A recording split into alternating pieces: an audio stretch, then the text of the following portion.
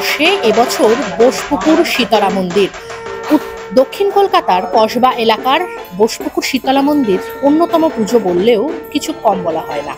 এবছর বোসপুকুর শীতলা মন্দিরের থিম কাল রক্ষণ।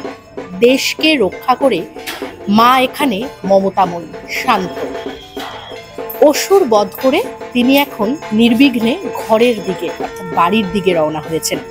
এবং আরো একটা ইন্টারেস্টিং বিষয়, এখানে মায়ের 4 হাত দেখানো হয়েছে। অর্থাৎ বোসপুকুর শীতলা মন্দির যিনি শিল্পী, তিনি মা দুর্গাকে এখানে ঘরের মেয়ে রূপে কল্পনা করেছেন। আমাদের এবছরের থিম হচ্ছে কাল রক্ষণ। মানে আমরা যদি ইংরেজিতে বলি তাহলে লোকের বুঝতে সুবিধা হয়, টাইম প্রিজার্ভেশন।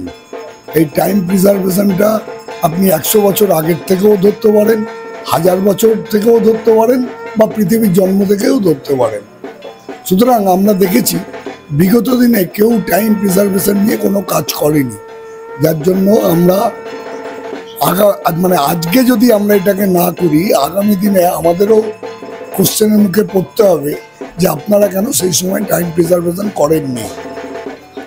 ভারতবর্ষ নদীমাতৃক দেশ, সুতরাং নদী অববাহিকাতেই সভ্যতা, সংস্কৃতি, সমাজ সমস্ত কিছু গড়ে উঠেছিল।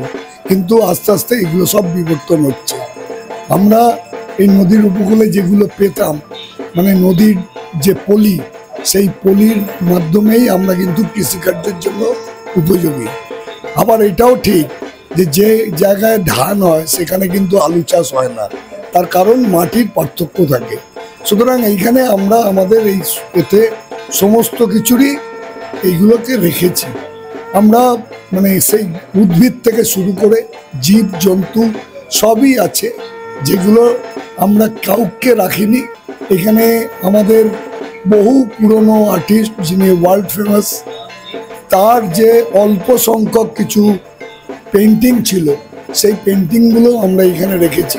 আগেকার দিনে আমরা যে ছাপা এতে করতাম সেগুলো এখন হারিয়েই গেছে, সেগুলোকে রেখেছি আমরা।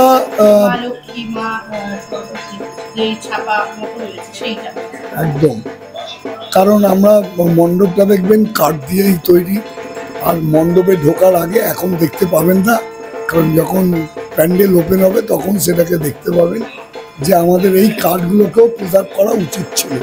আমরা কোনো কিছুই প্রিজার্ভ করিনি। আমাদের একটাই বক্তব্য, নতুন করে প্রিজার্ভ যদি আমরা এখন করি তাহলে আগামী প্রজন্ম কাছে আমাদের কোনো কোশ্চেনাইজ থাকবে না যে আমরা কেন করিনি। এই মণ্ডপটা এরকমভাবেই তৈরি, এখানে প্রচুর কাইনেটিক আছে। আমি আপনাদের মাধ্যমে বলতে চাই, যারা ওপার থেকে আসবে, মানে বালিগঞ্জের দিক থেকে আসবে, তারা পেট্রোল পাম্প থেকে আমাদের মণ্ডপটা পূর্ণভাবে দেখতে পাবে। কারণ ওপরে একটা আমাদের কি বলে চলবে, সেটা দেখলে আপনারা বুঝতে পারবেন যে পৃথিবী কিভাবে আস্তে আস্তে বিবর্তন হচ্ছে, সেটাকে দেখাবো। আবার ভেতরে ঢুকে দেখবেন একটা ব্রেনের ওপরে অনেকগুলো স্ট্রাকচার তৈরি হয়ে আছে, মন্দির, মসজিদ, গির্জা। তার কারণ যে আমরা যা কিছু করি তা ব্রেন দিয়ে করি, আবার যখন ডিস্ট্রয় করি তখনও ব্রেন দিয়ে করি। সুতরাং আপনারা এইখানে ভালো করে চারিদিক ঘুরে দেখুন, সবই প্রিজার্ভেশনের এবং উড ক্রাফটের ওপরে আমরা বেশি জোর দিয়েছি। সেগুলো দেখতে পাবেন আপনি, প্রচুর এক্সরে প্লেটেড দেখতে পাবেন, যেখানে আমাদের মানে কিভাবে আমরা প্রিজার্ভ করতে পারি। আপনি যদি প্রথম দিকে ঢোকেন যে প্রিজার্ভ আমরা কিভাবে এই সময় করতে পারি, সেইগুলো কিন্তু আমরা ডাইস করেছি, সেইগুলো দেখেও আপনারা প্রিজার্ভ করতে পারবেন। আরো ভালো ভালো খবর দেখতে সাবস্ক্রাইব করুন বাংলা হান্টের ইউটিউব চ্যানেল। বাংলা হান্টের আরো খবর দেখতে নজর রাখুন। বাংলা খবর মানেই বাংলা হান্ট।